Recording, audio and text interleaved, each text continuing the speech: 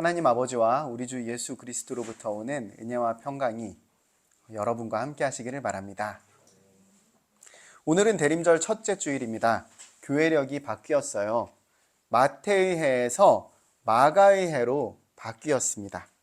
교회에서만큼은 벌써 새로운 한 해가 시작된 것인데요. 앞으로 한 해 동안은 마가복음을 중심으로 복음서를 보시게 될 것입니다. 오늘은 그 첫 번째 날이고요. 이날에는 전통적으로 예수님께서 예루살렘에 입성하시는 말씀을 읽게 됩니다. 그런데요, 저희는 오늘 그 바로 뒤에 이어지는 말씀까지 함께 읽었잖아요. 바로 무화과를 저주하신 사건입니다. 성경이 본래 장절 구분도 없고 단락 구분도 없잖아요. 예수님의 예루살렘 입성 사건의 의미를 알아보려고 제가 앞뒤 맥락을 좀 살펴봤거든요. 그런데 저는 이 무화과나무 저주 사건이 좀 이상하더라고요. 도대체 무화과가 무슨 잘못이 있다고 저주를 하셨을까요? 제철도 아니어서 열매 없이 잎사귀만 있는 게 자기 잘못도 아닌데 당연한 건데 굳이 이제부터 영원토록 사람이 너에게 열매를 따먹지 못할 거다 라고 저주를 하신 이유가 도대체 뭘까요? 한마디로 나무 너 열매 맺을 일 없어 이렇게 저주하신 거예요. 예수님이 너무 배가 고프셔서 분노 조절이 안 되셨던 걸까요? 아니면 지금처럼 생명 존중 사상이 발달하지 않아서 나무쯤이야 그냥 다 베어버려도 되는 걸로 생각하셨던 걸까요? 상식적으로는 이해가 안 됩니다. 왜 그러셨을까요? 그 전날 있었던 사건, 즉 예수님께서 예루살렘에 입성하시는 바로 그 장면에 실마리가 숨어 있다고 생각했어요. 예수님께서는 나귀를 타고서 예루살렘에 입성하셨죠. 함께 가는 사람들이 엄청 환호를 했습니다. 하나님이 보낸 왕이 오셨다. 다윗 왕조가 이제 부활하고 나라가 회복된다. 흥분했죠. 그런데 예수님은 예루살렘 성전에 들어가셔서 그냥 쭉 한번 이렇게 둘러보시기만 하시고 아무것도 안 하고 그냥 나오셨어요. 숙소가 있는 베다니로 가서 그냥 주무십니다. 그리고 다음 날 베다니에서 이제 일어나서 예루살렘으로 들어가시는 바로 그 길에 무화과를 저주하신 거예요. 이상하죠? 이상한 점이 한두 가지가 아닙니다. 이제부터 그 이상한 점을 하나씩 추적해 볼까 합니다. 첫 번째 단서가 있습니다. 바로 무화과라는 점입니다. 보통 무화과 나무와 포도나무는 이스라엘 백성을 상징해요. 예레미야 24장에서도 이스라엘을 무화과로 비유합니다. 또 이사야에서는 호세아 9장도 이스라엘을 무화과로 그리고 포도로도 비유해요. 이사야에서는 이렇게 말합니다. 이사야 5장에서는 이스라엘을 포도로 비유하면서 공평과 정의라는 열매를 너희에게 기대했다. 그런데 너희에게는 포악과 부르짖음밖에는 없구나 라고 고발하면서 너희는 멸망하게 될 것이다 선포합니다. 이렇게 무화과나무와 포도나무는 이스라엘 백성을 상징한다면 무화과 열매와 포도 열매는 공평과 정의라는 열매를 상징한다라는 것이지요. 무화과나무가 잎사귀만 무성할 뿐 열매가 없었다는 것은 예루살렘과 성전의 겉모습은 번드르르한데 정작 중요한 공평과 정의를 외면했다라는 것을 말하는 것입니다. 겉으로 드러나는 예배 생활과 교회 생활로 나는 하나님의 백성이야, 나는 목사야, 나는 장로야, 나는 집사야 자부하지만 정작 하나님께서 관심 있는 삶에는 빵점이었다는 것입니다. 공평과 정의를 외면했다는 것이죠. 두 번째 단서가 있습니다. 바로 나귀입니다. 예수님이 나귀를 타고 오셨다는 거죠.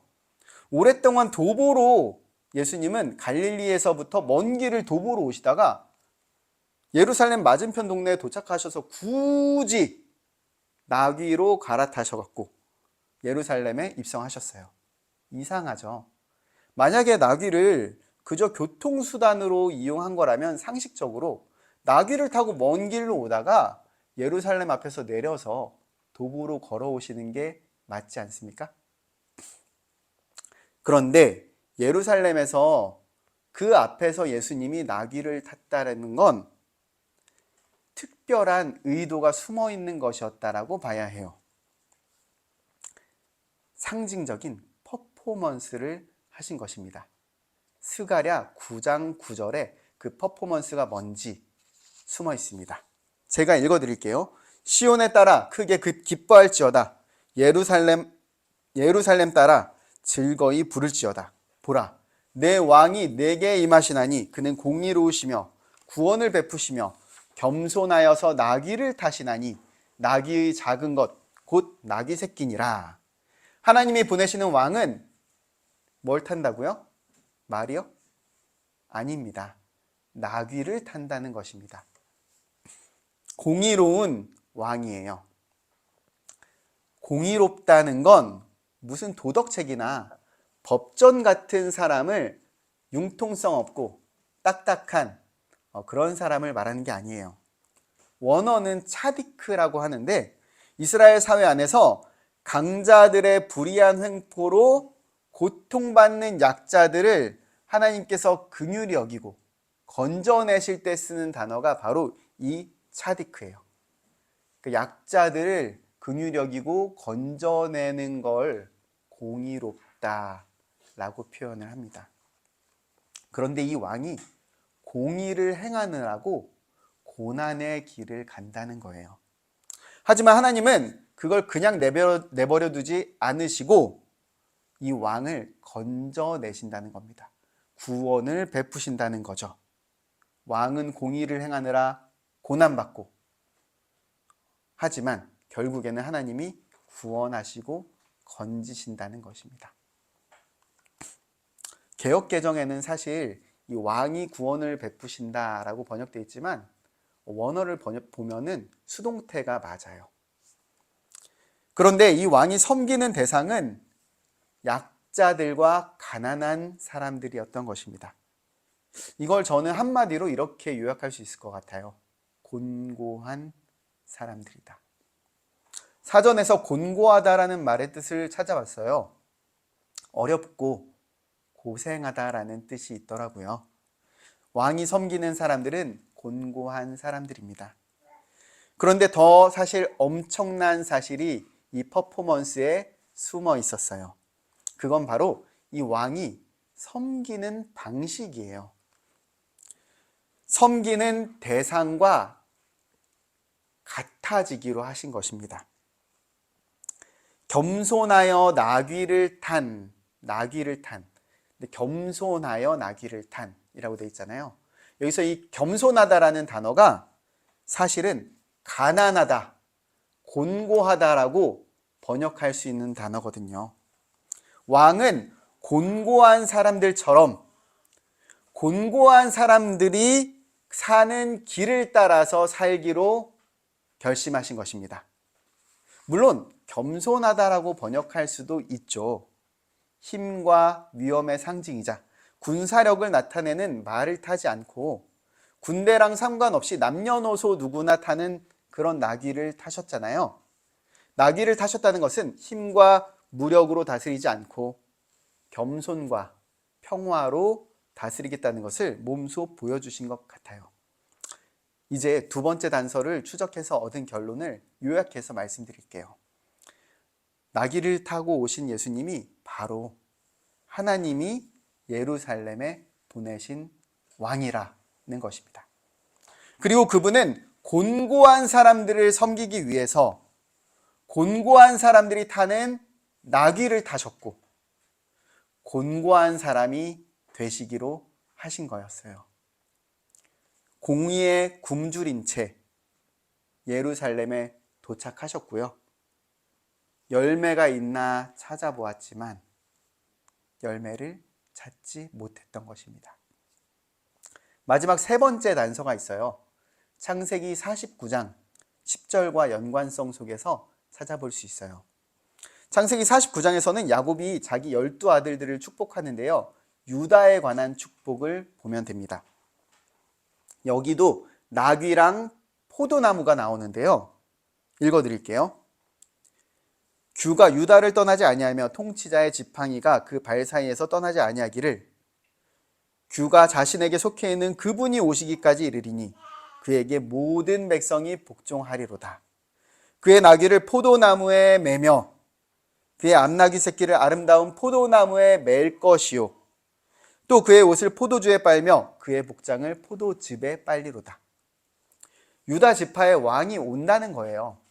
왕이 올 건데 나귀를 포도나무에 온다고 하죠. 엄청난 풍요와 번영이 있을 거라는 말입니다. 생각해 보세요. 나귀를 값비싼 포도나무에 매놓으면 그 포도나무는 어떻게 될까요?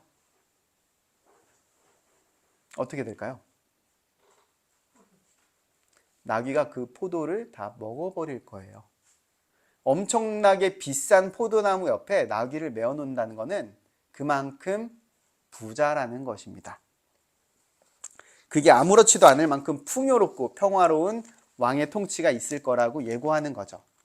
그런데 우리 예수님이 나귀를 타고 둘러본 그 예루살렘 무화과 나무에는 나귀는커녕 사람조차 먹을 열매가 없었어요. 정의와 공평이라는 그런 열매가 없었던 거죠. 예수님이 보시기에 이제 이 예루살렘에는 무화과 나무에는 더 이상 백성들이 기대할 게 없겠구나. 이제는 더 이상 고쳤을 수도 없겠구나. 희망이 없다. 판단하신 겁니다. 그러고선 결심을 하셨을 것 같아요. 이제 내가 친히 포도나무가 되어야 되겠다. 피땀 눈물의 길을 걸어가더라도 이 나귀를 먹여야겠다.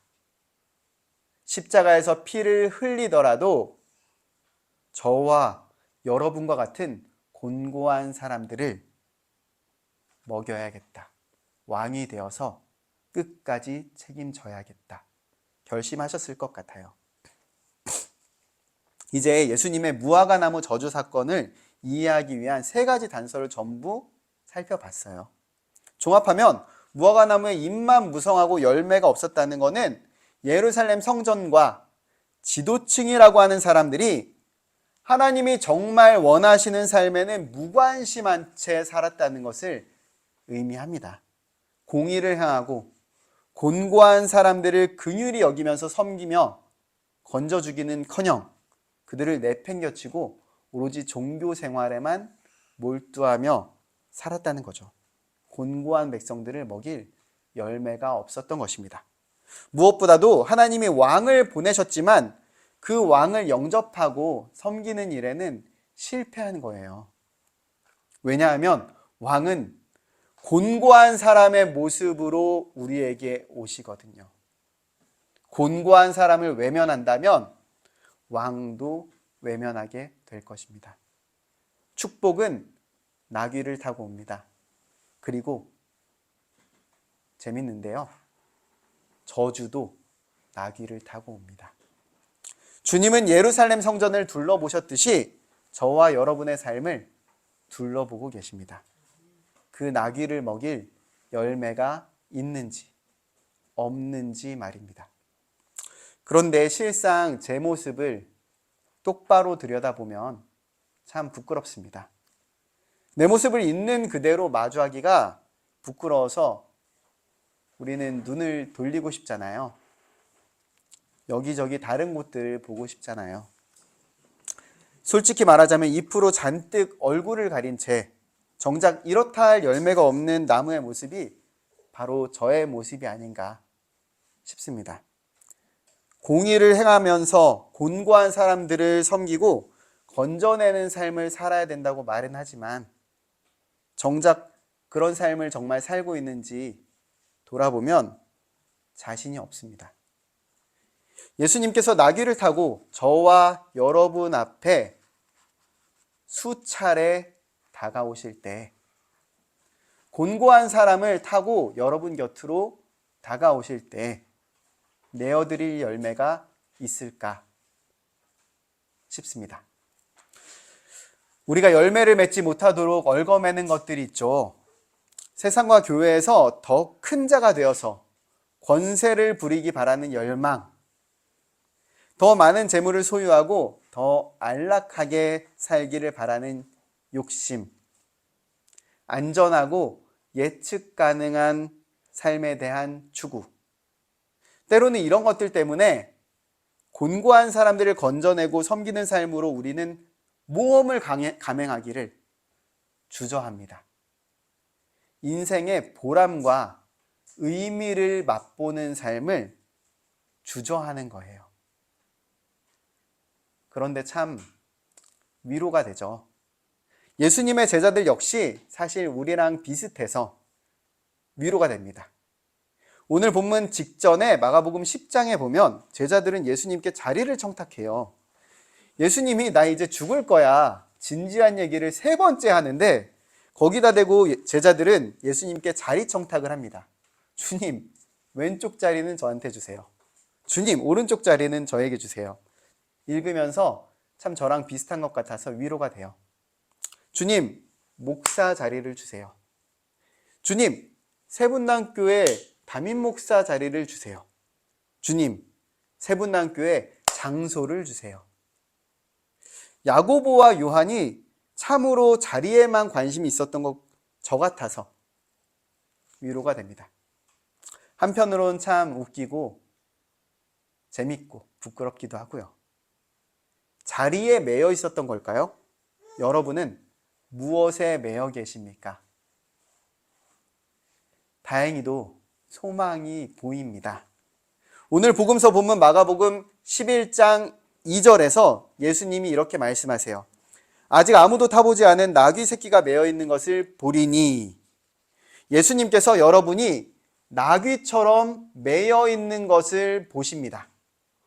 저와 여러분의 처지를 다 알고 저와 여러분을 얽매고 있는 것들로부터 풀어낼 계획을 갖고 계십니다.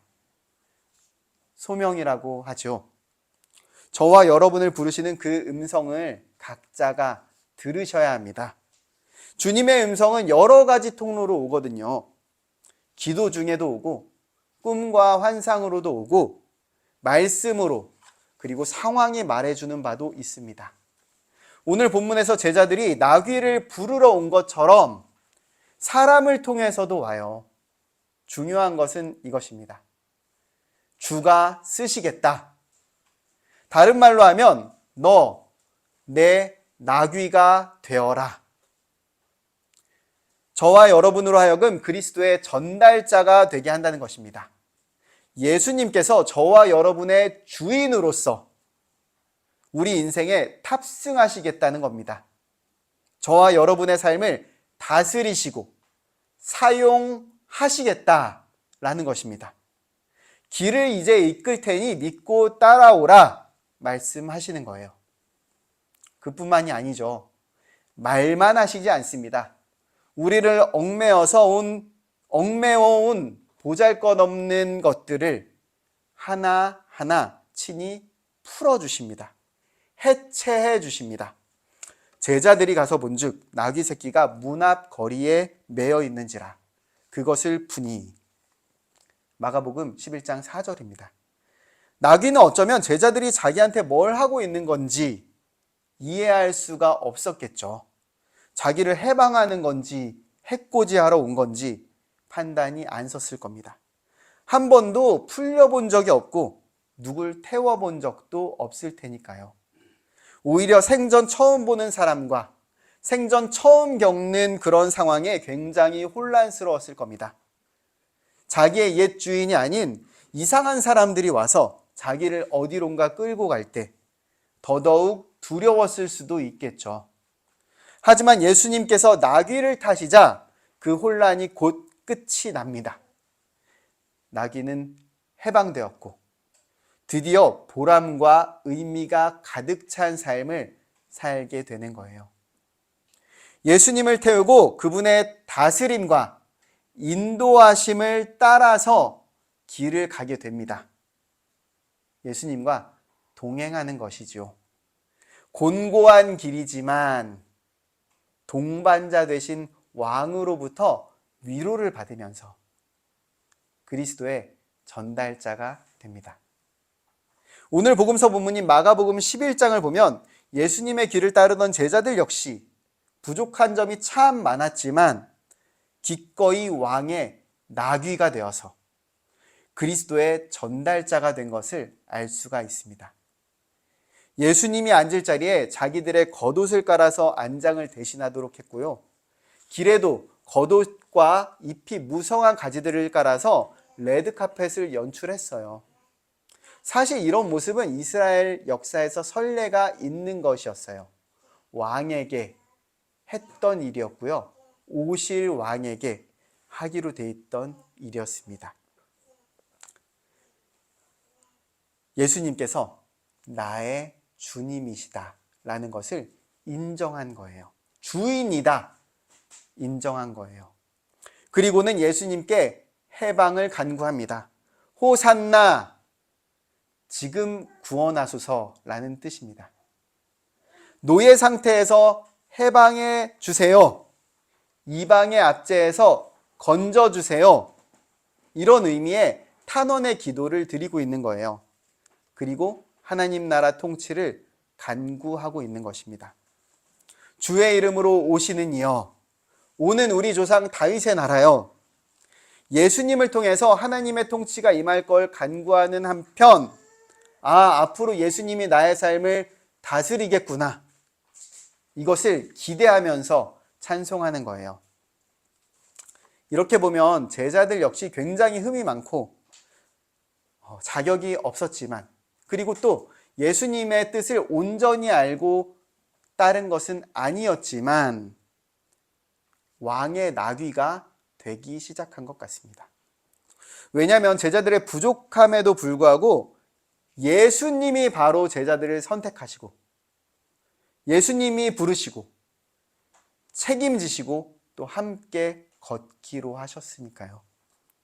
이 점이 저와 여러분들에게도 소망이 되는 것 같아요. 미쁘신 그분께서 오늘 저와 여러분에게 동일한 은혜로 임하고 있지 않을까요? 저는 그럴 거라고 예수님을 신뢰합니다. 이제 오늘 복음서 본문과 관련된 그림 한 점을 함께 보면서 말씀을 마무리하고자 합니다. 주보 앞면에 실린 그림인데요. 제가 따로 A4 용지에 인쇄해드린 그림이에요. 이게 실제로는 가로 4m, 세로 2m가 넘는 대작이에요. 미국 로스앤젤레스 폴 게티 미술관에 걸려있는 그림인데요. 19세기 후반에 벨기에 화가 제임스 앙소르가 그린 1889년 그리스도의 브뤼셀의 입성이라는 제목의 그림입니다. 정말 대가예요. 잘 알려지지 않았지만 대가의 그림입니다. 사실 예수님의 예루살렘 입성은 지오토 디 본도네를 비롯해서 수많은 화가들이 즐겨 그려온 주제인데요. 대부분의 작품들은 예수님이 나귀를 타고 왼쪽에서 오른쪽에 있는 예루살렘 성문을 향해서 좌에서 우로 걸어 들어가는 장면이에요. 그런데 이 그림은 좀 다릅니다. 예수님이 어디에 계시나요? 한번 찾아보시겠어요? 네, 찾기가 어려우시죠? 화면 중앙 수많은 군중들의 행진 뒤쪽에서 아주 조그맣게 그려져 있습니다. 자세히 찾아보지 않으면 찾기가 어려울 정도예요. 그런데 예수님은 이제 어느 방향으로 가십니까? 어느 방향으로 움직이고 계시죠? 앞쪽으로요. 네, 맞습니다. 작품을 보는 관객 쪽으로, 내 쪽으로 나귀를 타고 들어오고 계시죠. 한 가지 더 이상한 점이 있습니다. 작품을 보는 우리의 위치가 작품 속의 군중들을 조금 묘하게 내려다보는 위치에 있다는 거예요. 통상적인 군중의 위치보다 조금 더 높은 위쪽에 있는 거죠. 사실 미술사가들의 관점에서도 이 작품의 정확한 해석은 굉장히 어렵다고 합니다. 제임스 앙소르가 이 작품의 해석과 관련해서 별로 단서를 남기지 않았던 것 같아요. 물론 몇 가지는 알려져 있어요. 알려드릴게요. 제임스 앙소르는 사실 무신론자예요. 그래서 성경을 설명하거나 그리스도를 높이려고 이 그림을 그린 건 아니었어요. 또 성경 이미지를 가져와서 사실은 자기 시대의 사회상과 자기와 관련된 이야기를 하고 싶었던 거예요. 예수님의 얼굴이 제임스 앙소르랑 굉장히 닮게 그렸거든요. 당시 브뤼셀 사회는 자본주의로 인해서 병폐가 만연했어요. 그걸 꼬집고 싶었던 거고요. 또 미술평단에서 제임스 앙소르는 전혀 인정받지 못했어요. 하나도. 나이 30이 넘도록 아무것도 인정받지 못해서 집안에서도 천덕꾸러기 취급을 받았죠. 그런 자기 처지를 그리스도에 빗대고 있었어요. 또 카니발 가면을 쓴 듯한 진실하지 않은 삶의 태도로 허위와 위선 속에 살면서 헛된 욕망에 허우적거리면서 몰려가는 군중들, 수많은 사람들을 그리고 있었어요. 제임스 앙소르는 다른 화가들이나 다른 사람들이 굉장히 허위 속에서 그림을 그린다. 그런 작품들만 좋아한다. 이렇게 생각했던 것 같아요. 그런데 저는 오늘 이 그림을 그저 오늘의 말씀과 관련해서 이렇게 읽어보고자 합니다. 예수 그리스도께서는 오늘도 저와 여러분이 살고 있는 우리의 삶의 현장 속으로 다가오고 계십니다. 들어오고 계세요.